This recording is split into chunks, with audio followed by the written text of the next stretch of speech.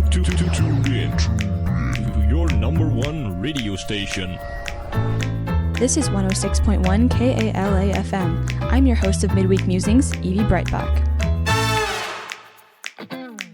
Hello everybody and welcome to the final week of Midweek Mysteries.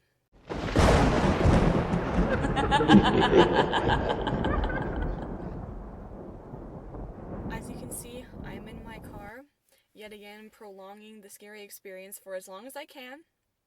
But right now, I kind of teased this last week, but I'm sitting outside Edinburgh Manor, which I did an episode on last year.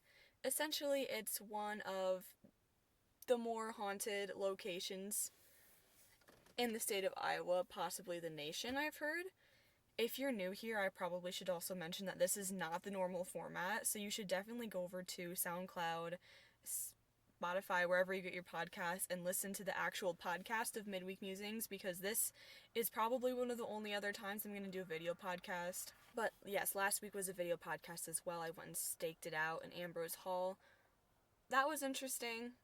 It was an enlightening experience. It was a very, not really what I expected, so check that out. It was fun. It's like 15 minutes, so it's not a huge commitment, as most of the episodes are, I should tell you. It's just that a video is more of a commitment than sound, because you have to actually watch, but like with just sound, you're able to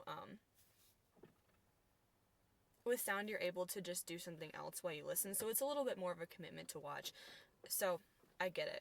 I don't expect everyone to be my biggest fan. That's my mom.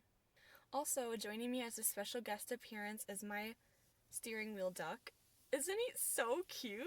I've had a drive-thru worker or two comment on it, and every time I'm like, it's so cute. My brother has a matching one, and their names are Cheese and Quackers. Love it. Anyways, I'm going to give you a little bit of backstory before I get out, but then after that, I'm going to go traverse the grounds, see if I can't find anything spooky. I should address a couple things first. For one, this is private property. It said on their website, don't trespass. So I think I'm trespassing, but also, I'm not gonna go inside, they can't really tell me I can't be outside. The earth is everyone's property. That could get me in a lot of trouble. But anyways, so yes, that's one thing. Second thing to note is that there's another car here already. So I'm not really sure if that's a proprietor of this place or somebody else like me. Not really sure, but I'm kind of keeping my eye on it. That's why I keep looking that way, just in case somebody comes out and I get yelled at. So that would be an interesting episode. And then the third thing is that it is daytime. I recognize that, but do you honestly think I was going to come here at night? No. So I came at sunset because you got a little bit of the spook factor there. There's literally crows flying overhead. So it's not like it's completely innocent and not spooky. But without too much more messing around, I will get into the story of Edinburgh Manor.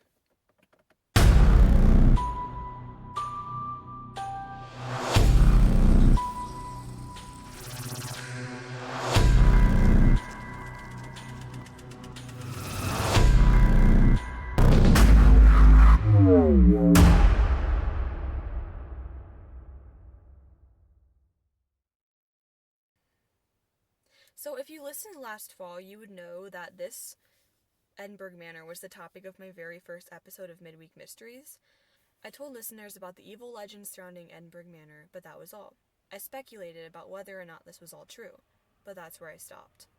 So today, even though I will not be going inside due to laws, I will be retelling the story of Edinburgh Manor, and then doing some investigating to see if there are any spirits lurking around.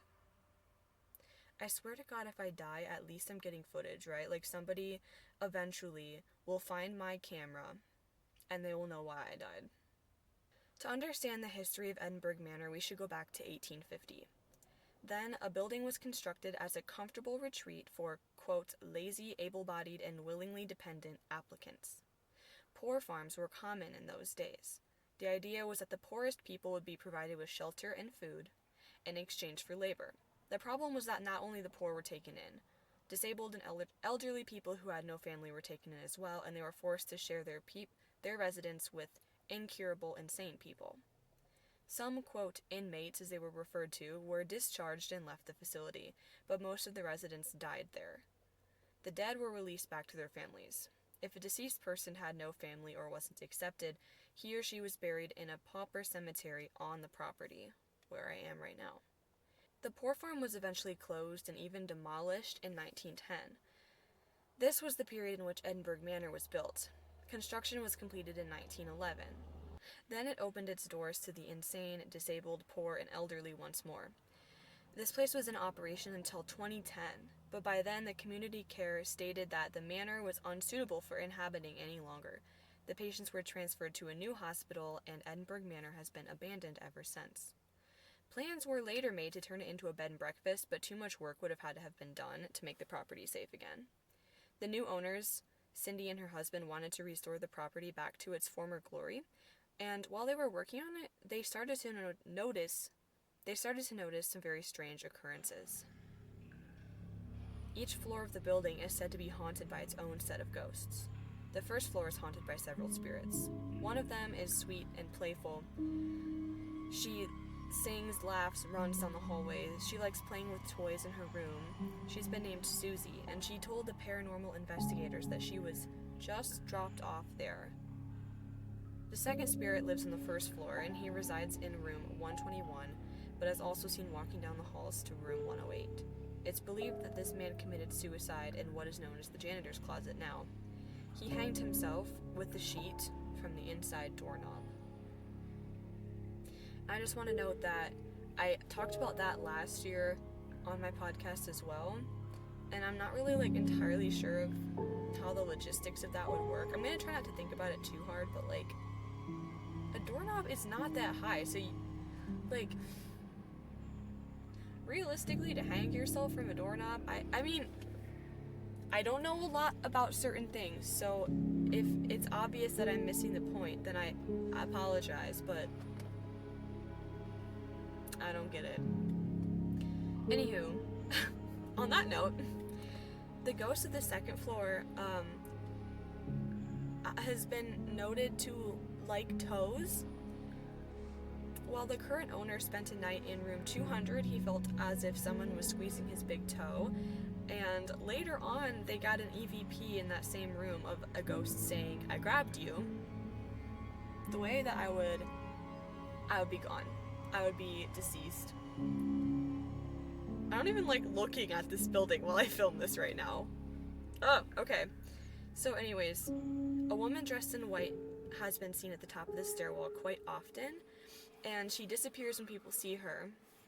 Her spirit is always seen between noon and 2 p.m. Missed it. But yes, so the basement could be its own episode. The basement is messed up. It's haunted by two male ghosts. One of them is the ghost of a tall man wearing a brown cowboy hat and a long duster coat.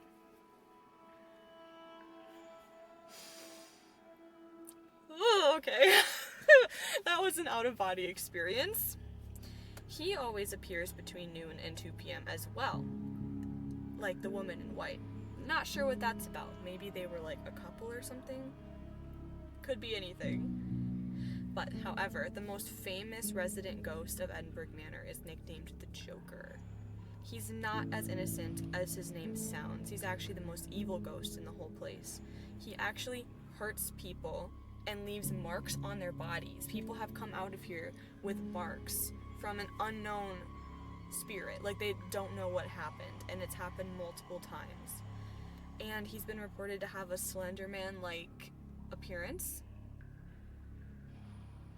This is my face when somebody mentions there's a Slender Man here. I'm good. So, the question remains now, I guess, is any of this true? I don't know. I'm scared to even get out because that car is still here. But now I'm going to get out and go look around. We're going to do some poking. If I get in trouble, that's the thing I'm most afraid of. What does that say about my personality? I'm most afraid that I'm going to get in trouble. Can I even get in trouble? I'm a full-on adult. These people don't know who I am. The worst that's going to happen is someone will say, "You can't be here." And then I'll say, "Okay," and I'll leave. You know? So, it'll be fine. It'll be fine. Okay, I'll catch you outside.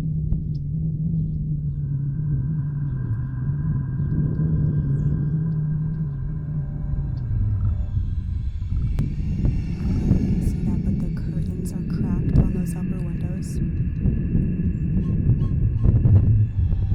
It's kind of hard to tell. I was trying to zoom in, but apparently it doesn't zoom that much further, which is ironic for it being a zoom cam.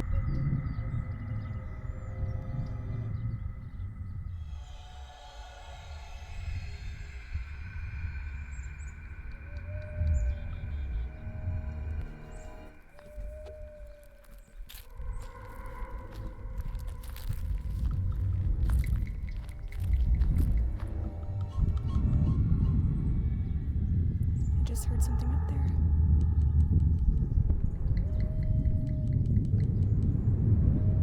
Okay, you can really see how those curtains are cracked in that window. Why do they do that? Like, somebody has to know that it looks that way.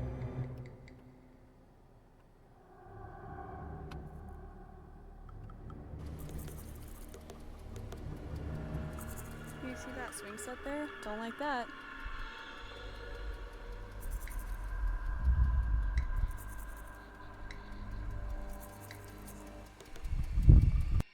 Okay, so I think I'm officially a bad person. I got out of my car and you saw the footage. I was, doing my thing, and I go up to the front door, and I hadn't even started my camera, and I see a woman standing directly inside the door, and I'm like, oh my god, it's a ghost. Just kidding.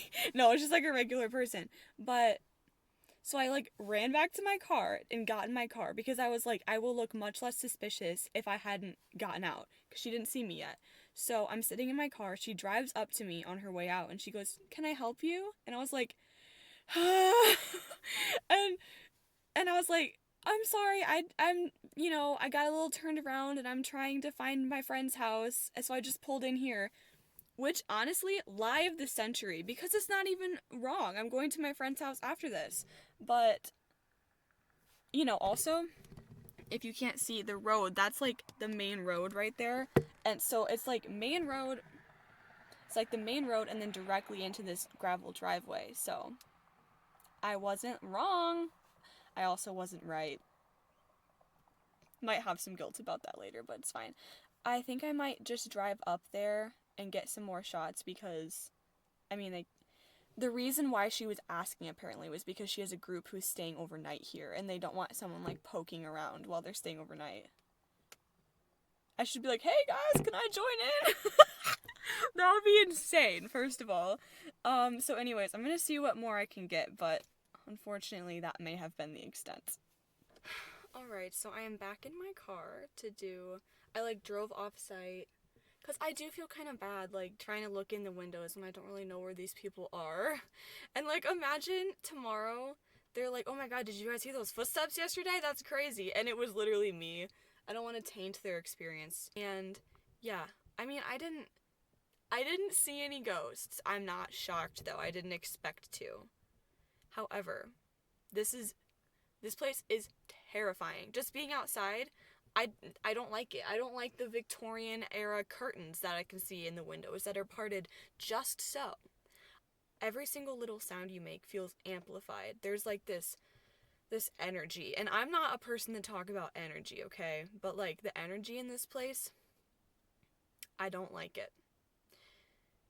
Even the birds are they're hyper. In movies, whenever something scary is about to happen and the birds are freaking out, that's here. Apparently just on a normal day. So that's cool. Again, I didn't see any ghosts though, so I can neither confirm nor deny the existence of any spirits. However, I will insert this photo here of a photo that was taken outside this place just on a normal day, and I don't know if you can see it, but there is something in the window there. So, just some food for thought. But as we wrap up this... Oh my god, I've been looking at the wrong place this entire time. I've been looking at my face, not the camera. That's so self-centered of me. Anyways, my arm is getting kind of tired, but this is a really good angle, so I like it. As we wrap up Midweek Mysteries, thank you for coming along every week as I tried something new that was bound to scare me. But honestly, actually doing it really kind of reduced the fear of all of these places, because when you just hear about it and you read about it and you see like the most scariest things that have happened there, it's really easy to forget that like on a regular day, it's not spooky. Or like it is, but like you're safe, you know? So that's pretty cool, but I'm glad that I tried all those new things, and I'm glad that I tried this video podcasting thing, because I feel kind of like a vlogger. It's fun. But that being said, thank you for tuning in. If you're new here, this is a weird one to start with, I'll give you that. So, next week, go back to the audio platforms, because that's where we're going to be, but next week I will be bringing you your normal, regularly scheduled programming, so I will see you then, hopefully. But until then, thank you for listening, and I'll see you next time on Midweek Musings. Midweek Musings airs at 6:30 every Wednesday night on 106.1 FM in the Quad Cities area, but you can also find it on Spotify, SoundCloud, or wherever you get your podcasts.